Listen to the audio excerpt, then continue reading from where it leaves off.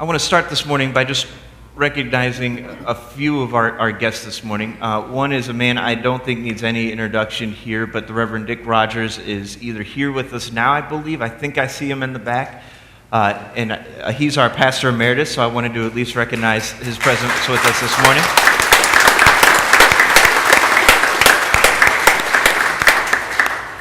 The others, for purely selfish reason, are my grandmother, Dorothy Hutzelman, and my parents, Don and Becky Worthington. If they would stand, because nobody's going to...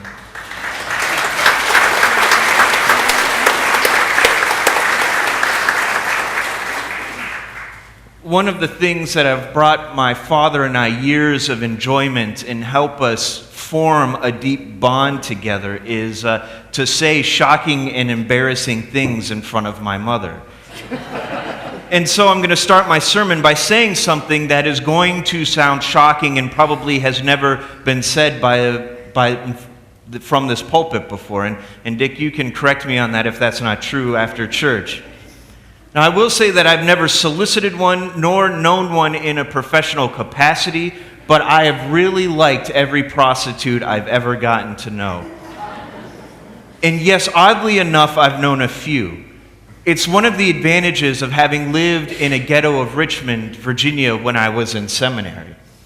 One of them I met because I pulled up to my house late one night after working in a restaurant, and I was one of two white guys that lived in about a 12-block radius, and so she thought that I was pulling up for her while I was trying to get out and get into my wife and kids. She didn't understand why I was locking the car door and getting out of it as she was trying to climb into the passenger seat. The other woman I got to know well because her corner, and yes, it was literally a corner, was right next to the bus stop that I would take to work when Beverly needed the car. When I'd go to work, I would always need to make sure that I had two things with me, that I had money for the bus and that I would have cigarettes for this lady named Roxy. I don't think that's her real name, but to be honest with you, I never really asked her real name. And she would always ask me for a cigarette, and I think the fact that I would give her one and light it for her and talk to her seemed to make her day.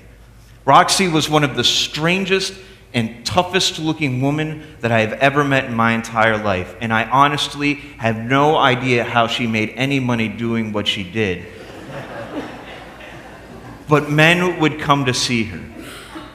All kinds of men. Men from the neighborhood, men in fancy cars and in suits, young men, old men, white men, black men. There wasn't really any certain type. I'd see them pull up or walk up or ride up on their bicycle, and they would disappear into our house for a little while. Roxy looked tough, and she was tough. She had scars and bruises all over her, and the makeup was so plastered, so thickly on her face that it looked like she was wearing a mask. In many ways, she was. I think it was the only way that she could keep doing what she was doing, was to lock herself so deep inside of herself and put on a mask so no one knew who she really was or the hurt that was really there in her life. But when she'd sit on the bench with me, waiting for the bus, smoking the cigarettes that I gave her and talk to me, you could see glimpses of the person who maybe was really deep down inside of her. I can't tell you too much about that person except that it was a scared little girl, a girl who had seen and done things that I can hardly even imagine. Things we don't like to think about or things that we just don't think actually happen to people. And you know, it's funny, I never really thought that this would be the case, but out of all the things that I've begun to miss about Richmond, Virginia, she and that neighborhood have got to be on the top of that list. And it's funny because that neighborhood was a horrible, scary place with gunshots every night, crack deals on the corner, robberies and prostitutes and gangs, but I miss it. People there were really nice to Beverly and I. And I think it's because we were nice to them. They all had these masks that they wore to try and hide who they really were, like the young man being a thug, to the old drunk man who stayed constantly hammered, to the crackheads who always tried to take my bus money, and to Roxy, who always asking for a cigarette, even to me, the crazy tattooed white guy who hung out and talked about God all the time. You put on a mask or wore the mask of who you were supposed to be in order to protect yourself. But if you spent just a little bit of time with any of these people, sometimes that mask would drop down, even if it was just for a second. And the person that you would see there in front of you usually was somebody who was really hurting or a person that was really scared. When the mask came down, I'd hear a lot of times that they were scared that they were going to die in that neighborhood, that they never were going to get out of that ghetto. And I watched it happen from time to time. I ended up going to a funeral for a friend of mine who was brilliant, just absolutely brilliant, and we'd have these in-depth theological conversations. But his mask of being a thug put him in the wrong place at the wrong time. Wearing his mask in a very real sense is what ended up getting him killed. But if you could take off that mask and see who was really there, you would have seen that he was scared. And he was trying to survive the best way that he knew how. It's something I learned when I was younger from a 6'7" Native American named Shorty. You see, Shorty was a hero of mine. I thought the guy was awesome, and I might have driven him a little nuts because of that, but he was an amazing guy. And Shorty and I would sometimes go on these camping trips with a bunch of people. There would be like over 100 of us who would take over Cook's Forest in Pennsylvania every year. And no one really knew how these camping trips started, but it seemed like every year more and more people showed up. It was friends, and then friends of friends, and then friends of friends of friends would come. So they were huge. And there was this one year where I must have been about 17 or 18, and this really pretty girl showed up there. I mean, I think pretty girls were probably always there, but I remembered this one for some reason. I think it was because she was beautiful, but she looked tough. She looked tough like Roxy looked tough.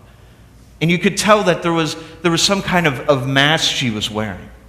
Now, the first day, she was like the most popular girl, it seemed, that had ever walked into Cook's Forest. I mean, everybody wanted to hang out with her and was laughing with her and joking with her. I mean, everybody just loved this girl. By the next night, though, the night that Shorty made me meet her, no one was sitting with her at her campfire. You see, what happens is it doesn't take too much time for rumors to spread. And the rumors had it that she was a prostitute, or that she used to be a prostitute. And I have a feeling that the used to be part didn't really matter to anyone. And it went around the campgrounds, and after that, nobody wanted anything to do with her. I was sitting at a campfire that night, playing guitar and hanging out with some friends, and Shorty kind of just walked out of the darkness as he tended to do, and he told me to put down his guitar and to follow him. And I protested. I didn't want to leave my friends and hanging out as having a good time. But when a 6'7" man tells a 5'8" you to do something and he looks a little serious about it, it's generally a good idea to listen to him. And so I followed. And we walked through the dark to this other campfire where she sat. And she was sitting all by herself. And I can remember this like it was yesterday. The way the light was hitting her face made it literally look like a mask. And Shorty then, without a word, just sat down across from her. And she stared into the fire. And so he glared at her until she looked up at him. And the moment her eyes hit his, he looked at her and he said, "What's your story?" And she just burst out in tears. This mask gave way to total pain. And we sat there at that fire until it went out and the sun came up. And she told me, at least, of a life that I never even knew existed up until that moment. A life of abuse in just about every way you can possibly imagine. Abuse that came from the people who claimed to love her the most. The people who were supposed to love her and were supposed to care about her. And were supposed to make sure that things like that never happened to somebody. And we heard of her hopes and her dreams that she had. And struggles to get off of prostitution and drug abuse and leave it behind. And we saw her as a whole person. A broken person, sure. But she was a whole person nonetheless. It was a pretty amazing night, and one that a lot of people missed because they couldn't see past the labels and the masks that they assigned to her and that they were wearing themselves. You see, one thing that Shorty taught me, probably the most important thing out of all, it might have been the single greatest lesson I ever learned from him, is you do your best not to judge people. You do your best to understand that we all wear masks from time to time. You do your best then to look through those masks and see people for who they are. And I'm not always great at doing it, but I'm working at it, and I'm trying to get better. Jesus likes to take the masks off of people. He likes to look past labels and fronts people use and put up, and then he'd show them an alternate version of themselves and who they were. I think Jesus brought out the best of people, because he showed them an image of God inside of them reflected back to them. And I think that's what makes the encounter with Jesus so powerful. Like the story here from John. Men at this time don't talk to women. Jews don't talk to Samaritans. Jewish men certainly don't talk to Samaritan women, especially women with a reputation like this one had. And they definitely don't talk at wells. You see, every time in the Hebrew Bible or the Old Testament, a man asks a woman at the well for a drink, they end up getting married. And so if John were writing this gospel today, he might as well have said Jesus went to Jared and picked up a ring before talking to him. I'm not saying that Jesus and this woman got married, but I'm saying that it sets a stage here. Jesus isn't just about to enter into some superficial conversation or a hey, how you doing type of relationship with this woman. Jesus is about to get very deep with her very quickly.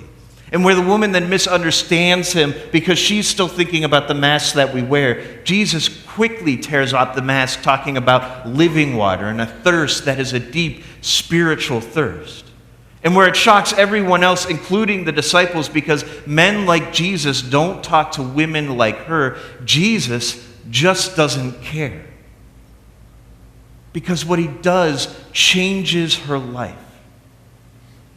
Jesus doesn't care a lick about what she was. He cares about who she was. And she's so changed by that she goes in and converts an entire village. And this is before the disciples have done anything. It's a miracle on a pretty big scale, if you ask me.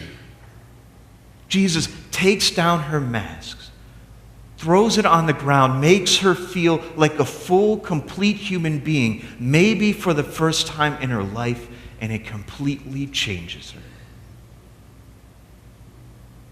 You see, we all wear masks.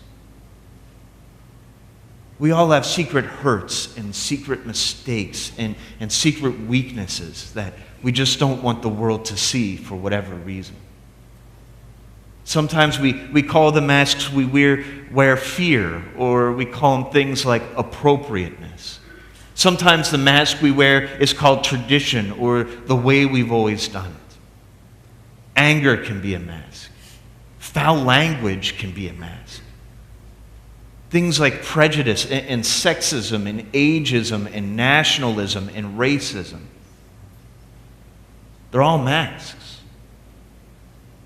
They're either masks that we wear or masks that we assign to other people. Jewish man, Samaritan woman. Masks society tells us to put on.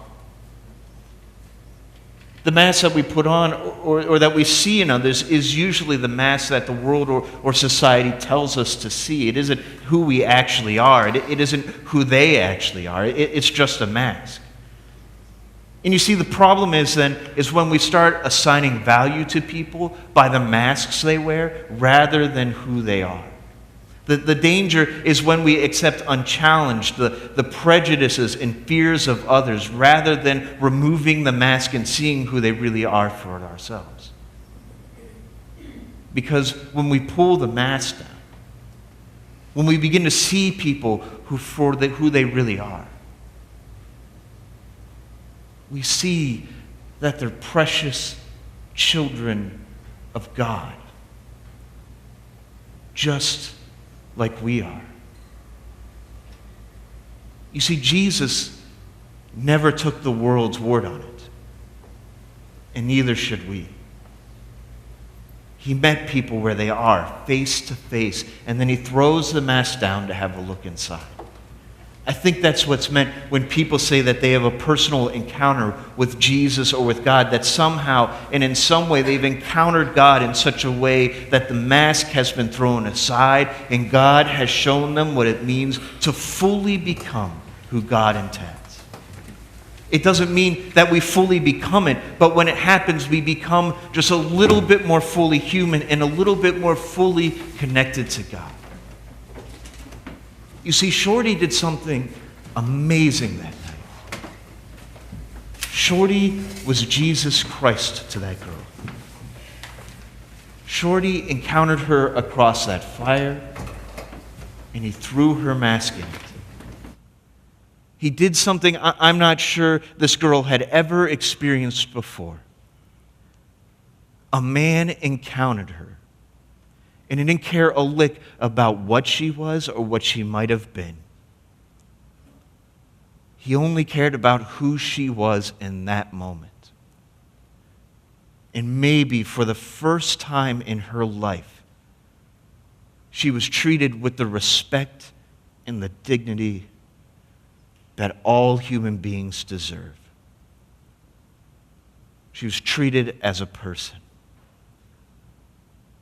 He took off her mask. He took off his own, just like Jesus did at the well. And it changed all of our lives. How many of us are willing to do the same? Amen.